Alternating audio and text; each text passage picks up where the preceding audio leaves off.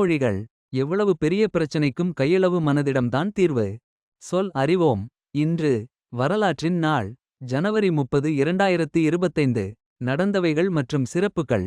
இன்று ஜனவரி 30 1948. தியாகிகள் தினம் ஜனவரி 30ஆம் தேதி அனுசரிக்கப்படுகிறது. இன்று ஜனவரி 30 1948. இந்திய தேசப்பிதா மகாத்மா காந்தி 1948ஆம் ஆண்டு ஜனவரி 30ஆம் தேதி மறைந்தார். இன்று ஜனவரி 30 1964. ரேன்சர் 6 விண்கலம் 1964ஆம் ஆண்டு ஜனவரி 30ஆம் தேதி ஏவப்பட்டது. இன்று ஜனவரி 30 1874.